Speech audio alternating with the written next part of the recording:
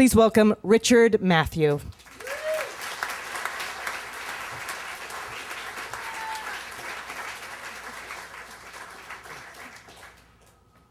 Thank you.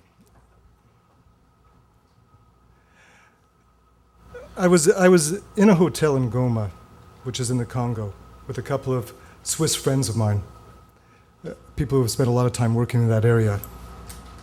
And we're sitting having coffee, and all of a sudden the door bursts open, and 6 people come into the room, and they're wearing bandanas over their face, and they're carrying weapons. And they come up to us and they say, "What are you doing in our country? Why are you here? We don't want you here." Now, Goma is a pretty tough place. It's full of rebels and uprooted people and soldiers and humanitarian workers and so on. And there's a lot of anger and frustration in that city, and things can spiral out of control very quickly. And so I was trying to figure out who these guys were and what they were doing. The thought came to me, if this goes badly, if things don't work out and I don't get home, this is going to crush my family. I had 3 young children. I say, they're not ready to have their father die thousands of miles away in another country. I'm a social scientist and I work on environment and war zones. I look at whether things like drought can lead to conflict. I look at things like how diamonds get embroiled in conflict. I look at what happens to the environment during a war and how, when a country's coming out of war, what we can help it gain the capacity to manage its resources so it can deal with new stresses like climate change. And I work in the field, so I spend a lot of my time in war-torn countries in South Asia and Africa. I usually work with conservation organizations or I work with UN agencies. I've worked on a lot of UN missions in sub-Saharan African countries over the years. So when the opportunity came up for me to join a team that was going to do some work in the Congo, I was really excited about that. I thought this is a really interesting place to be able to go and see and observe. And I knew it was risky. There was a war going on, and I knew it was a risky place. But I experienced a lot of risks in my life, the normal ones that you meet in war zones. Tropical diseases, sort of crazy, unregulated traffic, very, very young soldiers waving their weapons around, those sorts of things. And I felt I was pretty prepared for that, but I had never in my life experienced a group of people angry at me, so angry at me. And these people became more and more agitated. Their voices got louder and louder. And when you have a group of people angry at you, it's a very unnerving experience. Luckily, in that case, some of our Congolese friends came in. They explained what was happening. Things calmed down. We were able to finish our work. And a few days later, I was back on a plane heading home. But as I was going home, I was thinking to myself, these guys raised some interesting questions and some familiar questions, important questions. How much do I really know about their country? And what am I doing there? And can I really be sure that I'm doing things that are important and valuable? That I'm not really just meddling and making things worse? How can I be sure about that? But they'd also triggered a different sort of question, one that I'd never thought of before. And that was, am I taking on risks that might impose huge costs on my family? And am I doing it irresponsibly? I'm so attracted by the sort of work I was doing. Was I putting my own family in a position that was simply not responsible? So I was thinking of this. I got home. I'm sort of, recount a little bit about my experiences in the Congo, and I tend not to talk a lot about these things. But a few days later, I'm putting my son to bed. He was 5 at the time. And he looks at me and he says, "Dad," he says, when you're in one of your trips, when you're really far away, he says, "Dad, could you ever die?" And that really took me by surprise. I had never imagined that he was having this sort of thought.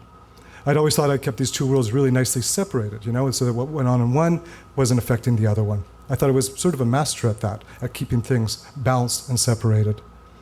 And there had been a little turbulence in my work world, but I was completely unprepared for a little turbulence at home.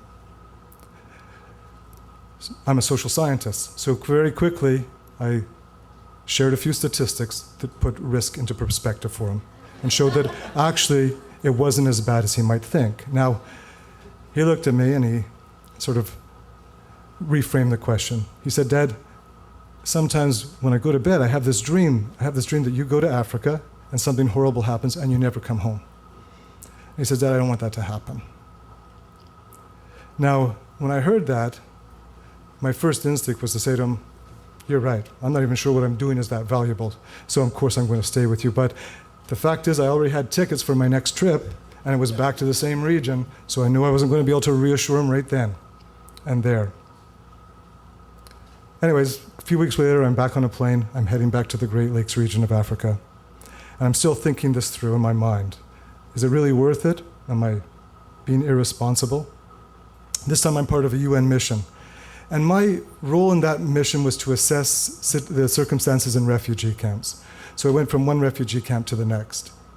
I remember going to one camp, and I was going to interview a young woman. So I go into her, she's in this very, very small dwelling. And I go inside, it's very hot, it's very tight.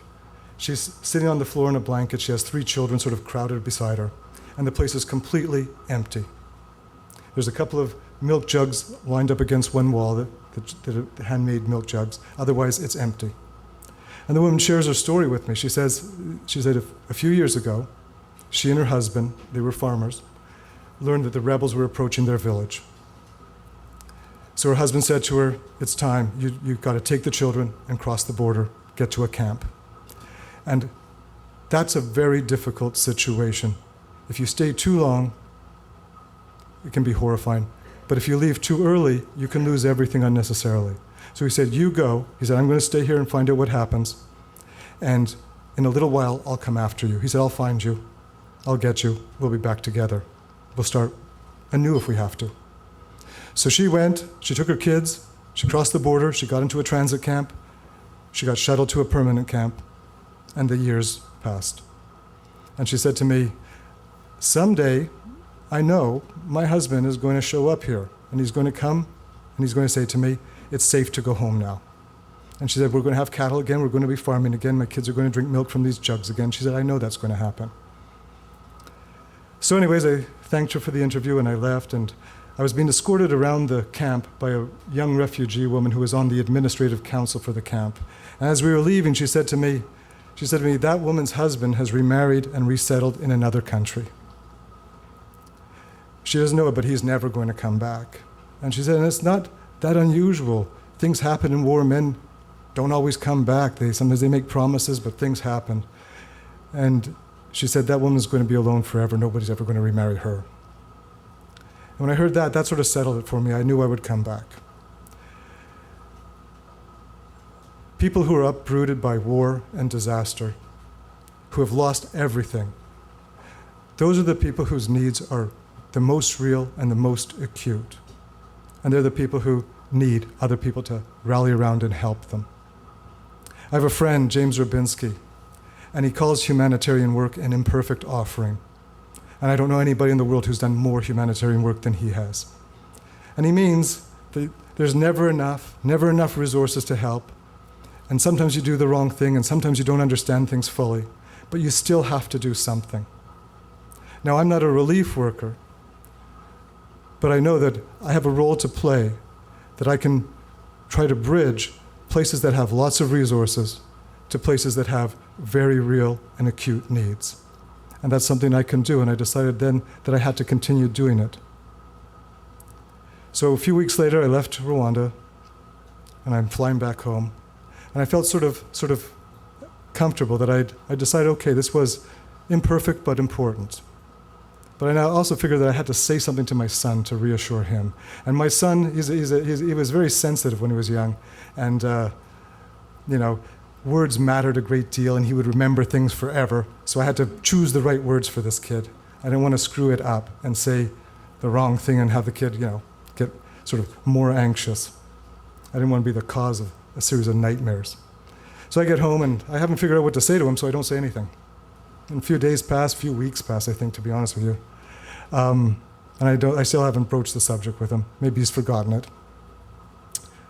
One day he comes back from school, and he's got a project. He says, Dad, we did an interesting project at school today.